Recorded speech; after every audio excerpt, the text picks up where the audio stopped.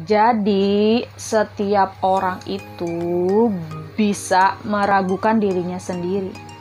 Jadi, pertanyaannya, kalau kemampuannya itu disimpan dan tidak diasah, mana bisa jadi lebih baik? Daripada berpikir negatif, ambil kesempatan yang ada dan mencobanya. Anda tidak akan bisa belajar dan melangkah maju kalau mempunyai mindset sebagai berikut.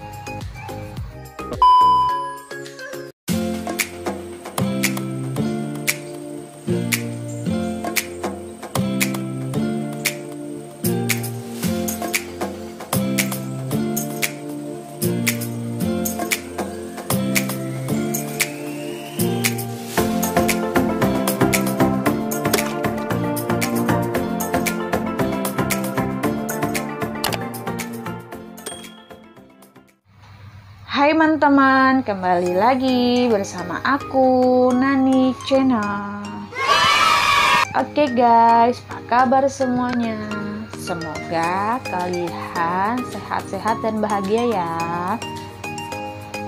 Oke guys, di video kali ini aku akan bikin video seputar bisnis ala Nani Channel, yaitu materinya 5 alasan mengapa orang enggan memulai bisnis online. Simak terus ya guys, ditonton sampai beres, tetap stay tune terus. A few moments later.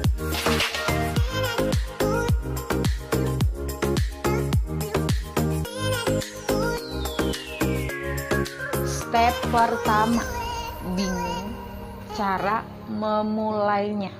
Jadi, setiap orang itu bisa meragukan dirinya sendiri. Jadi, pertanyaannya, kalau kemampuannya itu disimpan dan tidak diasah, mana bisa jadi lebih baik? Maksud arti kata bingung cara memulainya di sini, kebanyakan orang kan ibaratnya, bagaimana sih caranya mulai bisnis online agar bisa laris manis gitu. Dia ngebayanginnya itu biar bisnisnya itu berjalan sesuai apa yang ia inginkan, makanya dia bingung karena dia nggak punya, intinya itu nggak punya pengalaman atau ilmu yang cukup, jadi dia meragukan apa yang harus dia lakukan. Entah gimana cara jual di sosial media, gimana caranya jual di Bukalapak, Tokopedia, gimana cara memasarkan produk biar laku, gimana sistem order melalui COD, gimana bisa menemukan target market. Itu namanya bingung cara memulai bisnis online. Dia itu yang dipikirin itu rasa takut untuk action atau memulai gitu, nggak memikirkan hal suatu apapun, karena sebetulnya kalau keraguan itu, namanya manusia itu pasti punya keraguan dalam dirinya sendiri, tergantung mindset kita harus bisa menemukan zona nyamannya kita tuh di mana, zona terbaiknya kita tuh di mana, baru kita melangkah. Kalau kiranya nggak yakin, nggak usah memulai, karena yang menentukan nasib kita itu diri kita sendiri. Kita harus bisa meneguhkan hati kita itu mau gimana. Kalau kalian merasa bingung dan nggak mau ataupun nggak mau ribet ya, kadang kan ada orang mau bisnis nggak mau ribet, nggak mau belajar gitu kan. Karena bisnis itu kita harus punya ilmu, harus punya strategi, harus punya kemampuan. Nggak mungkin bisnis itu terus berjalan kalau kita nggak punya kemampuan kan. Kayak di dus-dusan, program bimbingan belajar 8 minggu, kayak desain gambar, kayak promosi di Facebook Ad, kayak promosi desain gambar video, kayak promosi sistem-sistem pembayaran kayak gimana, sistem-sistem mengenal webnya gimana, cara transaksinya gimana. Itu namanya bimbingan belajar. Di situ kalian kalau misalnya mau memulai bisnis online, kalian harus bisa meyakinkan diri kita untuk bisa membuat perubahan atau membuat perubahan dengan cepat gitu. Karena kan namanya bisnis itu kita harus terbuka dan menerima perubahan dengan cepat agar bisa terus berpikir mindset kita tuh yang baik-baik. Insya Allah kalau kita berpikir yang baik-baik, nanti kedepannya akan diberi kelancaran, atau kita setidaknya berjalanlah seiring berjalannya waktu. Itu bingung mau mulai bisnis online, kalian harus, sekarang kan banyak tuh sosial media, kalian pelajari gimana sih caranya berjualan di Shopee, kalian lihat di YouTube sekarang banyak guys. Intinya kita mau belajar, intinya kita mau berusaha cara berjualan di Shopee, cara berjualan di Bukalapak, cara menemukan target market tuh di mana, di Facebook, di WhatsApp, segala macam itu di playlist aku banyak guys. Kalian tinggal lihat semuanya, itu kalian abrak-abrik, itu ilmu semua, dari menemukan target market sampai puluhan grup ataupun kontak-kontak di situ ada, kalian bisa lihat. Itu step kedua, yaitu ragu akan kemampuan dirinya sendiri. Percayalah, setiap orang bisa meragukan dirinya sendiri. Yang jadi pertanyaannya, kalau kemampuan itu disimpan dan tidak diasah, mana bisa lebih baik, mana bisa lebih berkembang. Semua itu butuh proses, semua itu butuh tahap. Itu seperti kemampuan kita, kalau kemampuan kita disimpan aja, gimana bisa berkembang, gimana kita bisa mau memulai bisnis online. Kalau kalian punya kemampuan atau kemampuan passion segala macam yang kalian miliki tuh, jualan tuh sesuai passion atau sesuai kesukaan kalian apa, kalian jual, jadi setidaknya tidak merasa terbebani gitu guys. Itu step kedua, ragu akan kemampuan diri sendiri. Kalau kalian berjualan online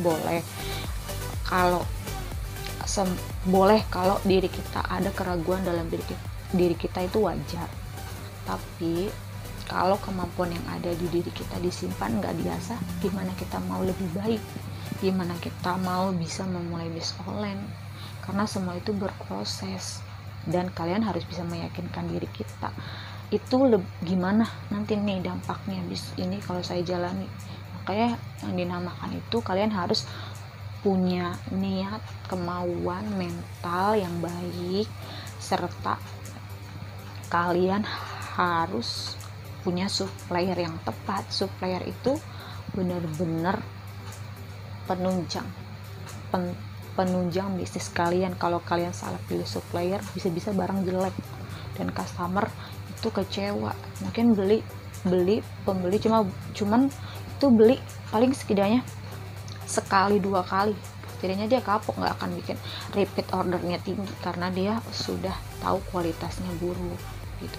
Kalau produknya bagus dan kualitasnya itu lebih bagus atau kualitasnya lebih super dan pembeli itu merasa puas, itu akan kemungkinan repeat ordernya itu terus jangka panjang, dan nggak cuma stuck di situ aja, nggak cuma coba-coba, pembelinya itu akan terus repeat order. Karena aku ngerasain kalau barang kita bagus itu akan repeat ordernya berkali-kali, dan itu akan berpengaruh sama profit, keuntungan yang kita miliki itu guys.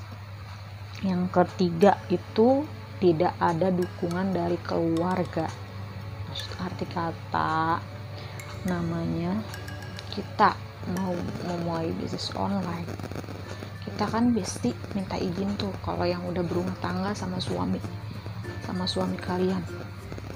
Karena kan ketika sudah berkeluarga, tanggung jawab seorang menjadi lebih besar gitu. Tidak jarang ini menjadi sebuah alasan enggan untuk memulai, karena kalian udah merasa takut usahanya tidak berjalan seperti apa yang kalian inginkan gitu.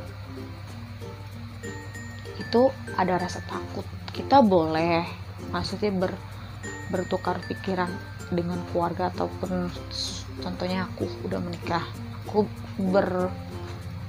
berkomunikasi sama suami aku untuk bisa bisnis dus-dusan contohnya. Kalau bunda-bunda mau bisnis serius, bunda-bunda gabung ke dropship aja, Dropship itu cuma kesepakatan di awal atau kesepakatan komitmen di awal bersama partner bisnisnya. Itu siapa partner bisnisnya, pemilik produk itu siapa, dan itu biasanya cuma bayar 99.000 gitu. Kalau 99.000 istilahnya itu kan kalau dibilang masih murah ya, masih bisa terjangkau dengan uang segitu. Ibaratnya apa sih artinya uang segitu kalau dengan keberhasilan kita gitu. Uang segitu boleh kalian atau bunda-bunda izin sama suaminya boleh, tapi kalau bisa, kalau aku ya pribadi, aku emang niatnya mau izin kalau misalnya nanti mau mulai bisnis reseller, contohnya sama suaminya, kita izin bis ini ya. Kalau emang suaminya nggak ngizinin kan kitanya down. Makanya kita, kalau emang kita udah yakin dengan bisnis tersebut, kita maju aja. Intinya mau suami setuju atau orang tua nggak setuju, kalau hati kita yakin, hati kita punya apa ya, kayak punya keyakinan ini tuh kayaknya bisnis yang tepat buat saya. Karena kan perabotan rumah tangga, ibu-ibu pasti butuh perabotan rumah tangga di dapurnya, kayak wadah, kayak blender, kayak mixer, kayak oven. Itu kan semua ibu-ibu pasti punya tuh perabotan rumah tangga. Itu sangat profitable, pasti sangat menguntungkan gitu. Dan kadang suami kan setidaknya apaan gitu, ntar sangkanya tipu-tipu atau apa. Cuman bunda-bunda biasanya kalau bisnis kayak gitu, bunda-bunda selidikin dulu bisnisnya benar atau enggak. Jangan cuma asal bisnis aja gitu. Setidaknya harus bener-bener pasti nih bisnis gitu, harus pasti punya web nama sendiri. Itu yang pasti kalian telusurin di Google tuh, webnya apa, ini bisnis apa, bener enggak gitu. Biasanya kan kalau kalian browsing tuh di Google, biasanya ada misalnya contohnya dus-dusan.com, kalian tinggal searching aja itu apa sih, ini produk yang dijual tuh apa, kalian tinggal cari tahu di Google. Sekarang gampang banget, tinggal klik udah, tinggal tulis di Google, udah pencarian ada. Dan di situ jual apa, di situ kan ada tuh keterangan. Itu dia banyak kan reseller yang udah terbukti sukses. Itu berarti benar menjanjikan gitu, bukan ML atau bisnis tambah beban. Karena aku reseller resminya, aku bisa tahu pintar-pintarnya bunda aja, itu tidak ada dukungan dari keluarga. Jadi bunda down gitu. Kalau emang bunda ingin melangkah, ya itu, kalau udah yakin dalam diri kita, ya udah gitu. Karena kan kita nggak bisa menilai dari nominalnya. Ibaratnya nominalnya, masa sih istilahnya bunda nggak ada uang simpanan 99.000, pasti kan ada. Ya bunda pakai untuk mempunyai komitmen dengan partner bisnis. Dan bunda bisa jualan sistem dropship dengan pakai uang customer, nggak harus bunda nyetok barang, bisa. Sekarang simple, intinya pakai dropship bisa dibantu agen terdekat yang tersebar di seluruh Indonesia. Jadi tunggu apa lagi? Kalau bunda yakin dengan bisnisnya, ya udah bunda action, mulai. Karena kan kalau nggak ada niatan dalam diri kita, ya susah bunda gitu. Itu step ketiga. Step keempat yaitu belum menemukan pola bisnis yang tepat. Arti kata belum menemukan pola bisnis yang tepat itu artinya produk-produk atau supplier yang terpercaya. Ya wajar kalau misalnya ada keraguan dalam diri kita karena belum menemukan pola bisnis yang tepat itu wajar bunda. Dan kalau misalnya bunda punya keinginan untuk berbisnis, itu harus bisa ada niatan dulu. Mungkin kalau misalnya belum menemukan pola bisnis yang cocok, masih menimbang-nimbang bisnis apa nih yang cocok buat kita, itu kira-kira ini berjalan nggak sesuai dengan yang kita mau bisnisnya gitu. Karena kita udah berangan-angan dulu gitu. Intinya kalau di belakangnya kita nggak tahu, karena kan semua itu kan berproses, semua itu kan butuh butuh proses, nggak ada usaha yang mengkhianati hasil. Cara termudah untuk memulai adalah yang paling sesuai fashion kita. Itu cara memulai yang paling mudah, cara yang sesuai fashion kita atau kesukaan kita, hobi kita apa. Contohnya aku nih suka jualan, yang aku suka contohnya fashion, baju nih, baju-baju kekinian yang aku suka, ya udah aku jual, contohnya kayak gitu. Dan kalian harus cari supplier yang tepat, karena kalau supplier itu menunjang sama profit kalian. Kalau suppliernya buruk, kemungkinan omset kalian buruk. Kalau suppliernya bagus, kemungkinan omset kalian bagus, kayak ketularan gitu. Karena kan kita nggak bisa salah satu supplier itu harus benar-benar setidaknya barang repeat ordernya jangka panjang gitu. Kalian harus ready gitu sekarang banyak. Kalau kiranya ini bisnis nih benar-benar oke punya, kalian browsing aja tuh di Google, kalian cari tahu ini bisnis apa sih, ini gimana sih gitu kan. Ada tuh, takutnya kan namanya sekarang bisnis online banyak ya, penipuan juga marak. Jadi itu kalian harus pintar-pintarnya gitu, cari infonya di Google, kalian acak aja semuanya tuh nama-namanya, entah apa tuh kalian acak-acakin aja, ini bisnis gimana sih. Contohnya kalian lihat di Facebook tuh, kayak aku dulu, aku di dus-dusan itu kan, aku kan lihatnya pertama tuh di Facebook. Pertama aku lihat di Facebook, ada iklannya nih, ada iklannya tuh kayak ada yang nongol, ini apaan sih, kayaknya keren banget bisnisnya, perabotan gitu. Emang harganya nggak murah ya, tapi aku lihat barang-barang nggak bagus. Terus aku selidikin di Google bunda, aku klik www.dusdusan.com, terus aku acak-acak tuh ya, ini bisnis apaan sih gitu. Aku acak-acak aja, aku cari tahu gitu, ini bisnis apaan gitu. Takutnya kan penipuan, ntar jong kan, kita sia-sia aja. Karena kan di situ kan membernya itu per bayar, setahun tuh bayar gitu 99.000, jadi itu per tahun bayar ya. Dan di situ juga enaknya ya udah, itu pas aku udah lihat, di Google, aku cari tahu udah banyak resellernya, banyak banget, atau TDS-nya tuh banyak banget dari atas sampai bawah, semua lokasi. Jadi kan semakin besar rasa penasaran aku tuh untuk jadi resellernya dia, karena kan dari atas sampai bawah aku lihat reseller banyak banget. Dan kalian bisa lihat, kalau kalian mau gabung reseller bisa tuh langsung ke TDS. Contohnya aku di Bekasi, aku klik aja di Bekasi, aku tanya deh, mbak ini cara daftar reseller dus-dusan itu caranya gimana gitu. Aku cari tahu, terus nanti dibantu sama dia. Pas udah dibantu ya udah, nanti kita dimasukin ke grup, kita bayar 99.000, dan itu nanti dibantu sama dia registrasi. Contohnya kayak gitu. Kayak aku aja, ini kan aku udah reseller resminya, nanti kalau bunda-bunda mau gabung jadi reseller, nanti aku bantu, dan punya web sendiri atas nama sendiri gitu. Itu untuk bisnisnya dus-dusan. Atau sekarang aku lagi mencoba bisnis baru, itu namanya dropship-aja.com. Itu custom, kayak custom desain gambar, entah dari casing, dari gambar, dari baju ataupun dari kayak ya bisa didesain dah, intinya banyak, kayak jaket segala macam tuh banyak.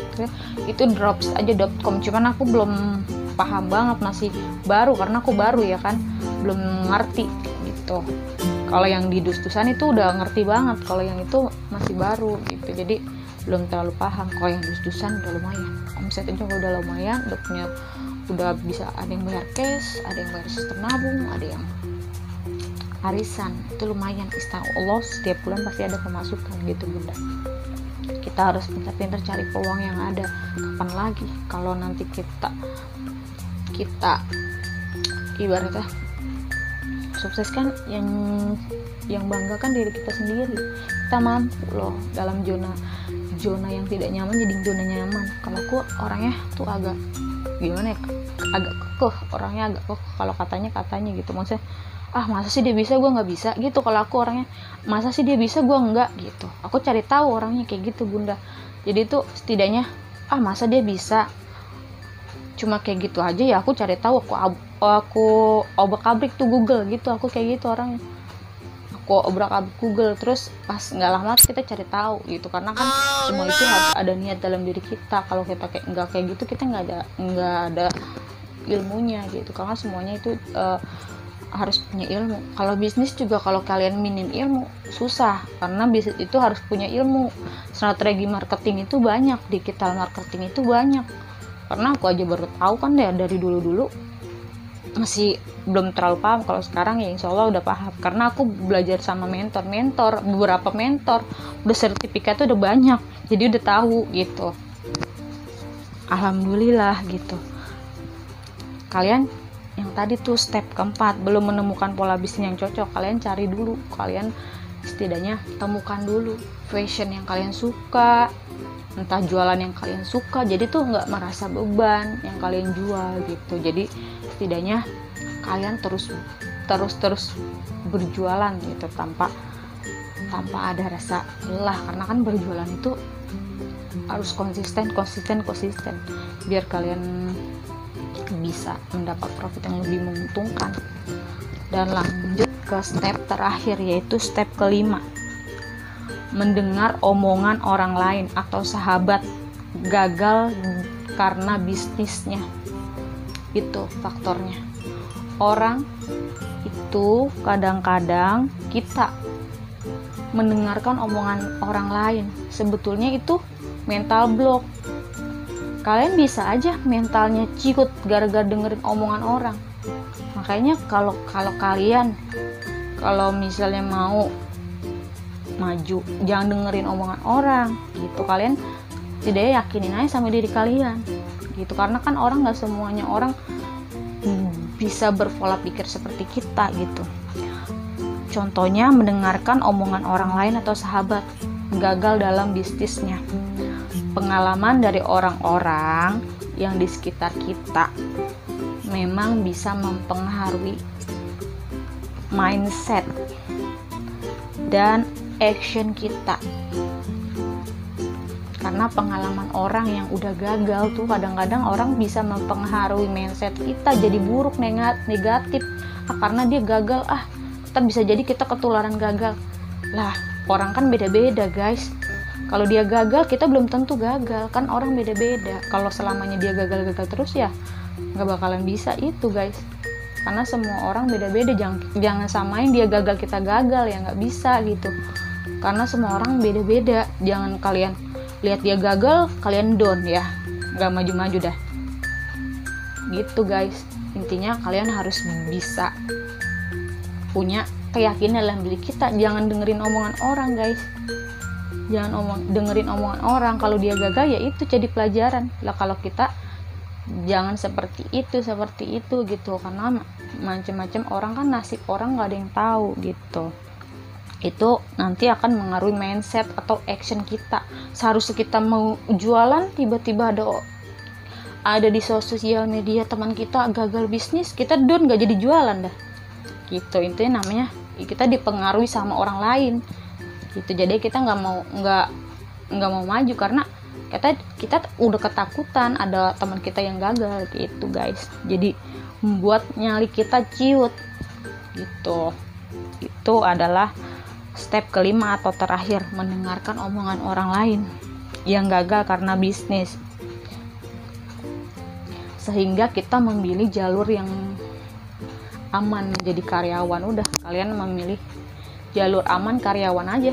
Kalian setidaknya memilih jalur karyawan yang terus bekerja, yang terus disuruh-suruh, yang terus tiap hari berangkat pagi, istilahnya diatur sama jam kerja kantor, diatur sama prosedur kantor.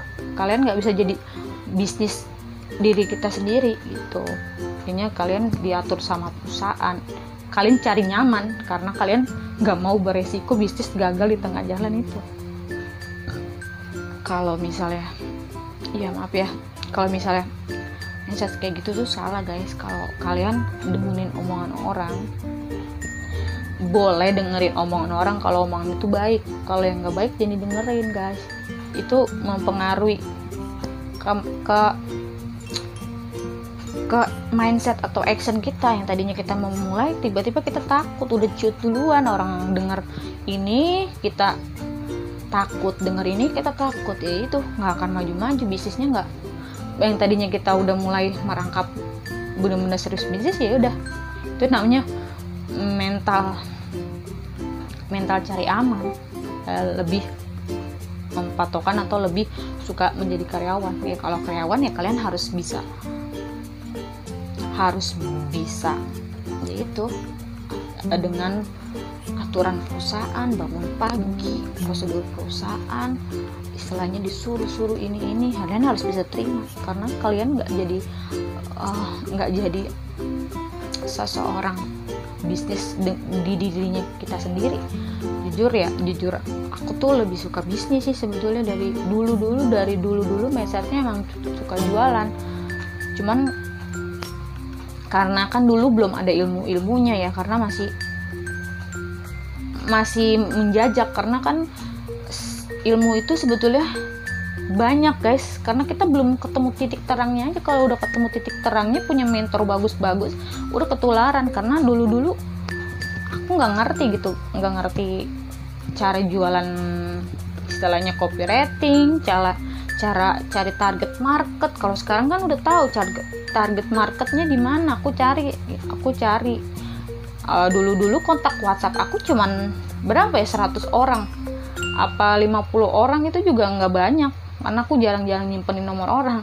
Kalau sekarang nomor database-nya banyak guys di WhatsApp, udah tahu selanya. Maksudnya setidaknya dulu tuh nggak ngerti, jadi tuh kita tuh belajar dulu. Tapi yang penting yang berpengaruh dari keberhasilan kita harus punya mentor itu nanti kan itu kita kayak bimbingan belajar gitu. Mentor nanti kalau ada yang kurang lengkap kalian bisa tanya tuh.